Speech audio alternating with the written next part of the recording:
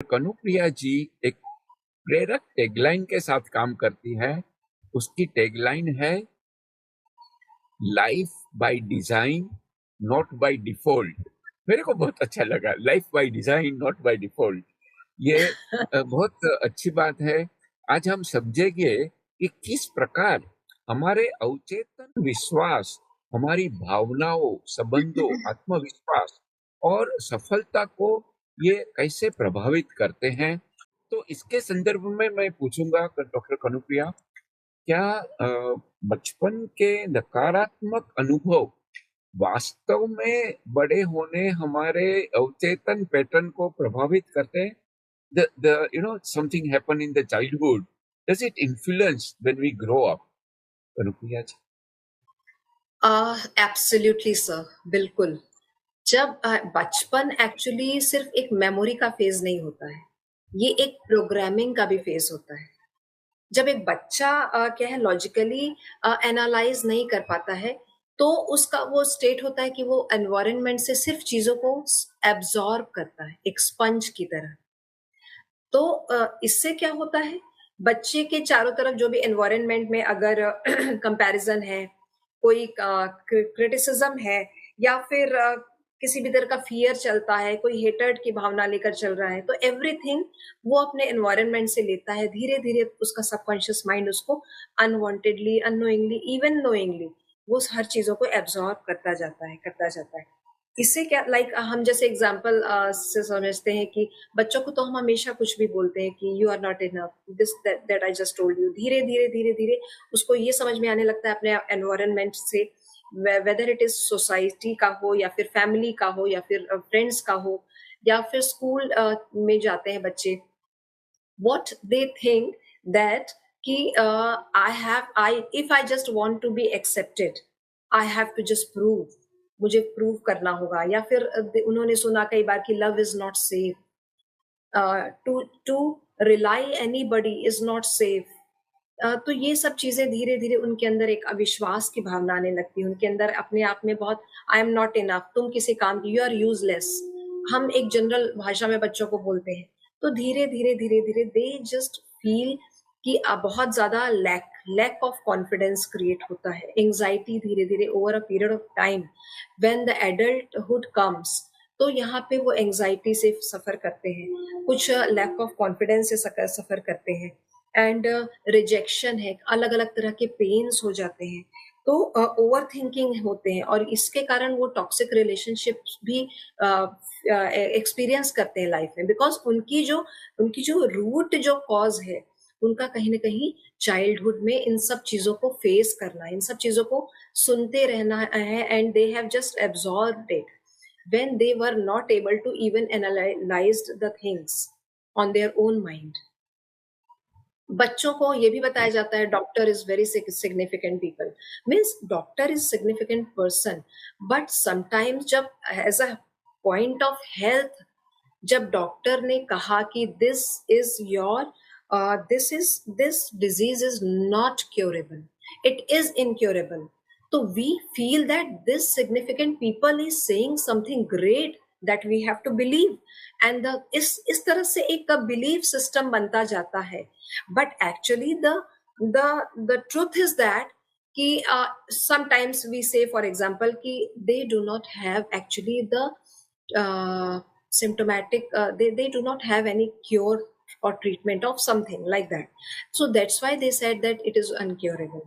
But they just work on the symptomatic problems also, but not the cure.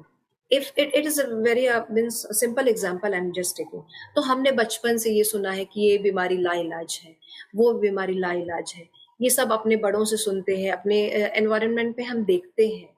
तो ये सब भी चीजें घर करती है बीमारियों के पर्सपेक्टिव से, एक एडल्टहुड के आते आते, कि हमारा प्रोग्रामिंग बनता है कि हम अपने आप को हील कर ही नहीं सकते हैं, we have to just depend on the medication only. तो इस तरह से और भी जो चीजें हैं सामाजिक तौर पे, पारिवारिक तौर पे बच्चों को एडल्टहुड तक पूरी तरह से बच्चा प्रोग्राम्ड हो चुका होता है। लेकिन सबसे खूबसूरत बात यह है कि जैसे हमारा माइंड हर चीज को लर्न करता है, it has a habit to unlearn the things. वो अनलर्न भी कर सकता है। तो हीलिंग का वेरी गुड, पर्पस अपने पास्ट को ब्लेम करना नहीं है, बट अपने पास्ट से फ्री होना है। This is the healing. तो वेरी गुड। बहुत ही खूबसूरत चीजें हैं जो हम इस पे करते हैं, काम करते हैं। सबकॉन्शियस माइंड की हीलिंग पे ही काम किया जाता है, एंड मैंने बहुत अच्छे रिजल्ट्स इसमें देखे हैं लोगों के। तो this is the childhood programming. Perfect, very good answer, very nicely explain doctor Kanupriya. बहुत बढ़िया, बहुत बढ़िया। हाँ जी। अब मैं डॉक्टर ज्योतिन्द्र सर के बारे में कुछ और भी चीजें शेयर करना चाहती हूँ कि सर इलेक्ट्रॉनिक इंजीनियर हैं फ्रॉम मुंबई, VJIT से इन्होंने एजुकेशन लिया, एंड इसके बाद जो जर्मनी में कंप्यूटर इंजीनियरिंग इन्होंने वहां से किया अपना, and that's so great sir. And उनका जो 50 इयर्स का जो IT करियर है, इट्स वेरी इंपॉर्टेंट, बहुत महत्वपूर्ण रहा, जिसमें IBM के साथ जो इन्होंने काफी काम किया है, एंड जर्मनी में भी इन्होंने जो प्रशिक्षण दिया है, एंड 1997 में जो माइक्रोसॉफ्ट के द्वारा बिल गेट्स से मिलने का इन्हें जो इनविटेशन था सर को रहा है, and apart from that 12 years से अधिक सोशल मीडिया स्पेशलिस्ट रहे हैं सर। एंड जो सॉफ्टवेयर के साथ, ERP सॉफ्टवेयर के साथ 9 अलग अलग राइट इन्होंने बुक्स लिखी हैं उस पे, एंड अलग अलग तरह की और भी बुक्स उन्होंने अपने हमको दी हैं पढ़ने के लिए, जिससे हम बहुत अवेयर हो सके इन सब चीजों के लिए। एंड ही उनका कहना है कि हम हमेशा स्वस्थ रह सकते हैं, हम बिल्कुल। हमेशा स्वस्थ रह सकते हैं। Yes, it is up to us, हमारे ऊपर है कि हम किस बराबर, तरह से स्वस्थ रह सकते हैं और रहना चाहते हैं। तो बराबर। नेक्स्ट क्वेश्चन मैं सर से, ज्योतिन सर से पूछूंगी कि जो हम जी, मिडिल एज में आते हैं, जैसे कि 35 से 50 इयर्स के मिडिल एज में, तो इस समय जैसे हम अभी हॉबी एज ए थेरेपी बात कर रहे हैं, तो किस तरह से ये मिडिल एज में बहुत एफिशिएंट होती है, मतलब लोगों के लिए, सर बताएं। जरूर।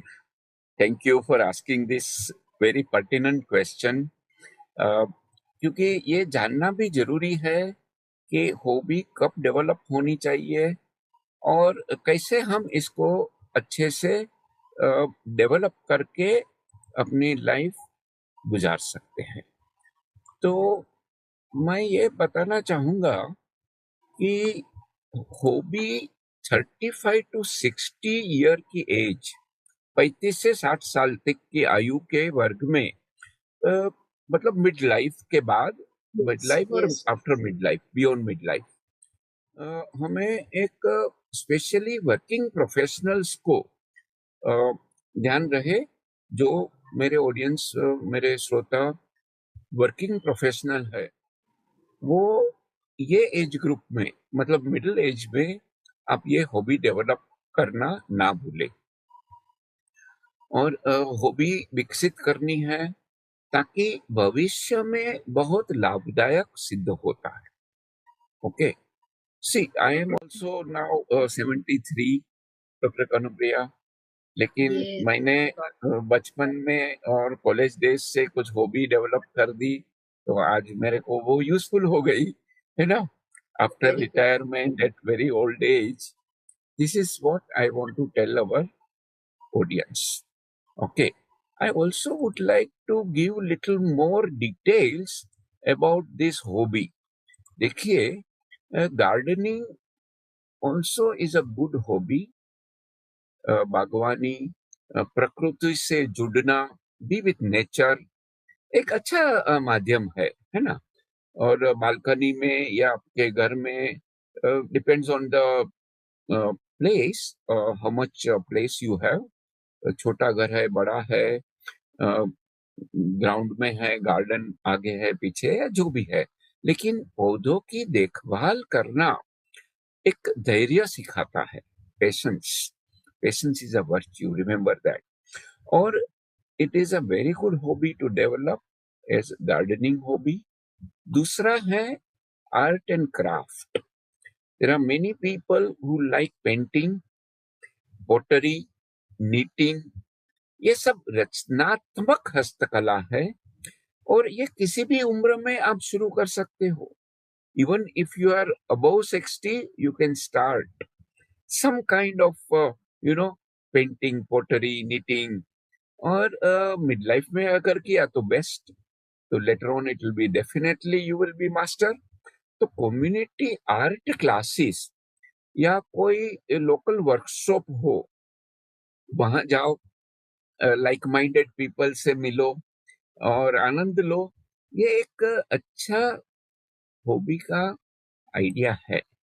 नियमित रचनात्मक गतिविधियों के साथ तनाव और एक द टेंशन एंड स्ट्रेस इसको कम कर देता है, और लॉन्ग टाइम, लाइफ लॉन्ग एक क्रिएटिविटी की हमें एक सेटिस्फेक्शन भी मिल जाता है। There is one more idea, walking group या hiking club is also great. Nature में चलना, ट्रेकिंग पे जाना, depending upon your age and other factors, think about it.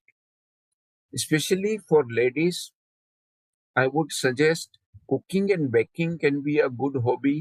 लेकिन केवल बनाना नहीं, आप ट्यूशन लो, आप सिखाओ।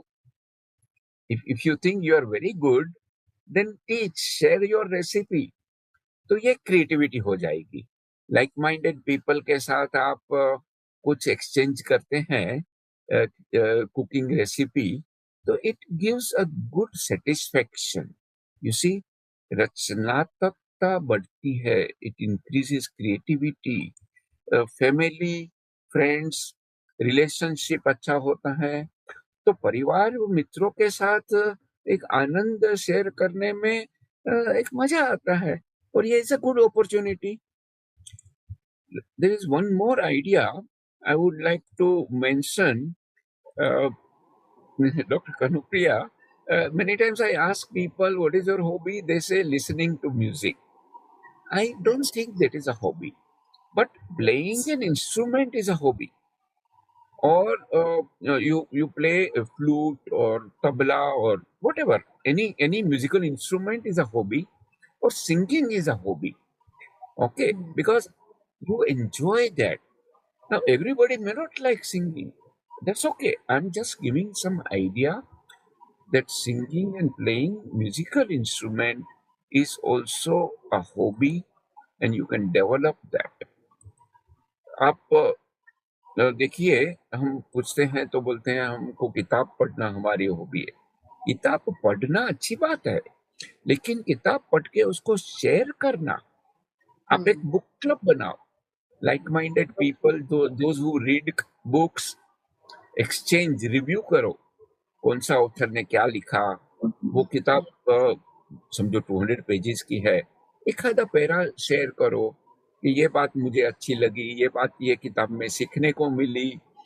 तो किताब लिखना और किताब पढ़ना और शेयर करना एक क्रिएटिविटी हो सकती है। आपका इंट्रोडक्शन में आपने बताया, आई हैव रिटन 9 बुक्स। तो I like to write, I like to share. तो ये हॉबी अच्छी बात है, क्रिएटिविटी है। रोटरी क्लब आपने सुना होगा, I am past president of my rotary club Pune camp, Pune yes. में। लेकिन हुँ, वॉलंटियरिंग वर्क, कम्युनिटी प्रोजेक्ट, ये सामाजिक सेवा करते हैं ना, तो भी एक अच्छी बात है। You spend hmm, time with people who are less privileged and hmm, volunteer yourself, your skill. So this is a good idea. Traveling is also hobby. Traveling जब आप करते हो, इट्स अ बिगेस्ट इंस्टीट्यूट, आपको बहुत कुछ सीखने को मिलेगा।